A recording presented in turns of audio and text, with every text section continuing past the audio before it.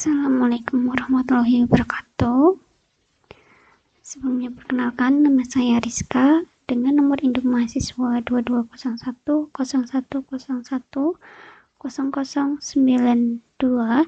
dari kelas SD 401 Prodi Sistem Informasi. Pada kesempatan kali ini akan melakukan presentasi sebagai salah satu pemenuhan tugas di mata kuliah e-bisnis yang diampu oleh Ibu Vika. Nah, pada kesempatan kali ini saya akan mempresentasikan mengenai proposal pengajuan penelitian yang sudah saya buat sebagai pemenuhan tugas UTS sebelumnya, kemudian dilanjut dengan presentasi dengan PPT. Baik, langsung saja.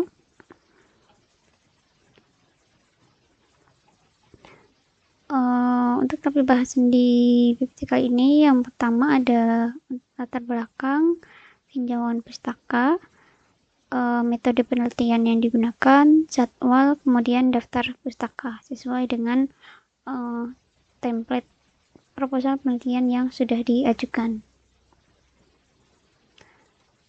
Yang pertama, di sini ada latar belakang yang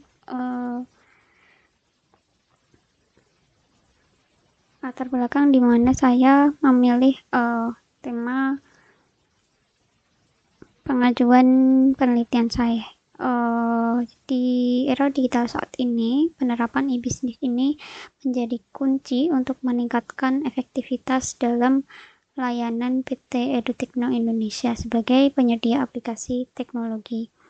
Nah, dari PT Edutekno sendiri ini berupaya meningkatkan kepuasan pelanggan di divisi after sales yang masih menggunakan metode manual, sehingga menyebabkan memakan waktu lama dan juga mempengaruhi pada tingkat kepuasan pelanggan.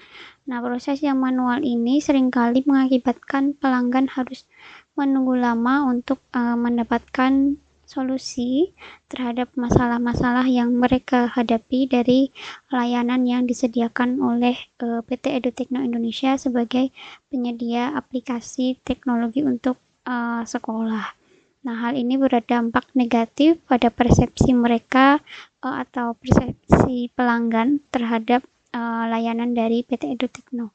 Oleh karena itu, melihat penerapan teknologi e-bisnis sebagai solusi yang potensial untuk mengurangi waktu tunggu, sehingga diharapkan akan meningkatkan efisiensi operasional dan juga memperbaiki pengalaman pelanggan secara signifikan.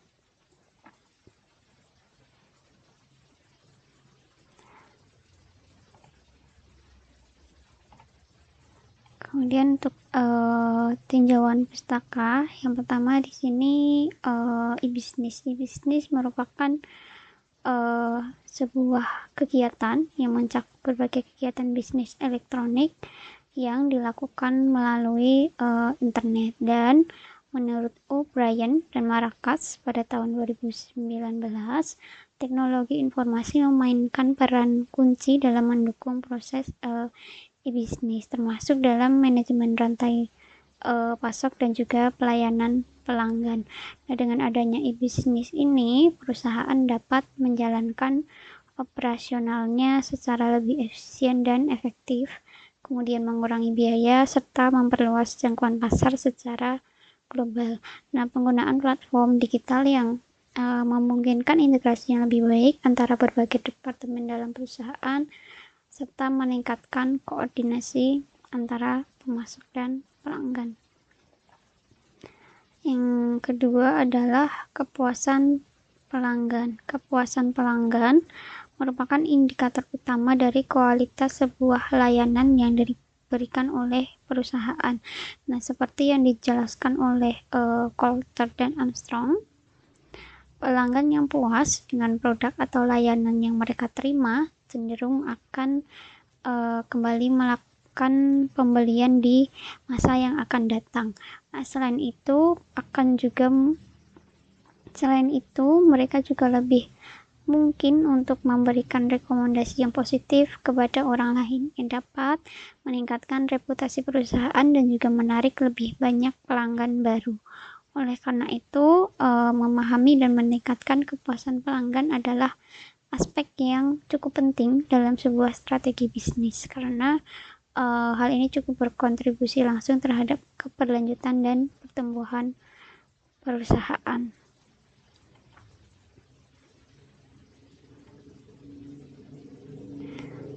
Kemudian divisi after sales. Jadi divisi after sales di sini adalah divisi yang bertanggung jawab dalam layanan purna jual yang meliputi berbagai aktivitas seperti layanan perbaikan, pemeliharaan, dan juga pergantian suku cadang.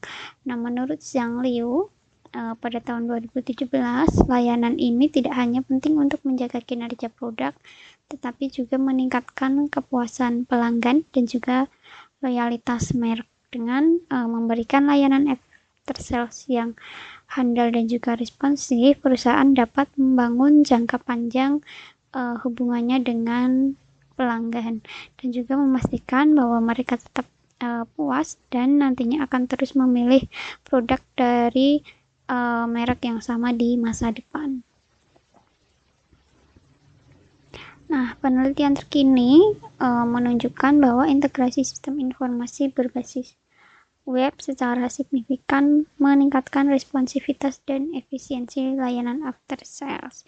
Dan Li et al. Pada tahun 2022 menemukan bahwa dengan menggunakan sistem ini, perusahaan dapat merespon permintaan pelayanan pelanggan dengan lebih cepat dan akurat. Selain itu, penggunaan aplikasi mobile ini juga telah terbukti mempercepat komunikasi antara pelanggan dan teknisi, sebagaimana yang diungkapkan oleh Wang dan Zhang tahun 2021 bahwa aplikasi mobile memungkinkan pelanggan dengan mudah melaporkan masalah, menjadwalkan perbaikan, dan mendapatkan perbaruan status secara real time, yang pada akhirnya ini akan meningkatkan pengalaman layanan secara keseluruhan. Kemudian untuk metode penelitian ini menggunakan pendekatan kualitatif dan juga kuantitatif. Di sini ada studi literatur yang dilakukan adalah mengumpulkan data sekunder dari beberapa jurnal ilmiah, buku, laporan penelitian, dan artikel untuk nantinya memahami konsep dasar, kemudian tren-tren dan juga studi kasus terkait e-bisnis dan layanan after sales yang ada. Kemudian akan dilakukan survei dan wawancara. Nah, survei ini akan dilakukan kepada pelanggan di PT EduTechno Indonesia.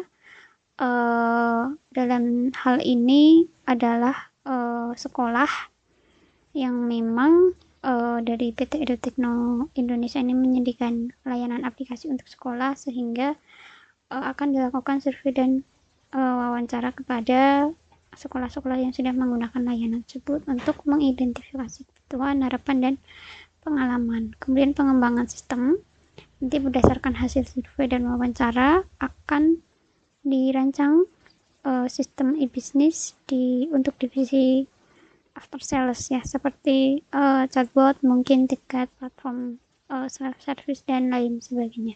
Kemudian uji coba sistem, yaitu implementasi sistem di divisi after sales untuk nanti dapat dievaluasi kinerja dan efektivitas sistem dalam kondisi yang nyata. Kemudian analisis data, yaitu mengumpulkan data survei kepuasan pelanggan sebelum dan setelah penerapan e-bisnis. Kemudian menganalisa perubahan dalam tingkat kepuasan pelanggan menggunakan teknik statistik deskriptif dan inferensial. Kemudian untuk jadwal yang telah disusun, ini penelitian untuk 1 semester. Ini sebagai berikut. Jadi bulan 1 sampai 2 akan dilakukan studi literatur dan survei awal. Kemudian di bulan 3 pengembangan sistem e-bisnisnya. Kemudian di bulan 4 dan 5 adalah untuk uji coba sistem dan juga evaluasi. Kemudian di bulan terakhir di akhir semester itu untuk penyusunan panduan dan penyelesaian laporan akhir. Nah, kemudian ini beberapa daftar pustaka yang saya cantumkan dari Eliana Sari, Matkomala BA, Priyatna, Dian, dan Fatimah ya, dengan judul Digital Customer Satisfaction Service Management Model Innovation Track yang diterbitkan di tahun 2022. Kemudian ada dari Digital Literacy Best Digital Service Excellent Education by Paula Rita yang terbit di tahun 2019, judul The Impact of E-Service Quality and Customer Satisfaction on Customer Behavior in Online Shopping dari Publish Media Central. Kemudian ada buku terbitan dari Bambang Irawan di tahun 2023 dengan judul Konsep Dasar E-Business yang diterbitkan oleh PT Global Executive Technology. Nah, sekian untuk presentasi saya pada kali ini. Semoga bisa menjadi pemenuhan tugas kali ini, dan mohon reviewnya apabila masih ada kurang dan lebihnya. Saya mohon maaf. Assalamualaikum warahmatullahi wabarakatuh.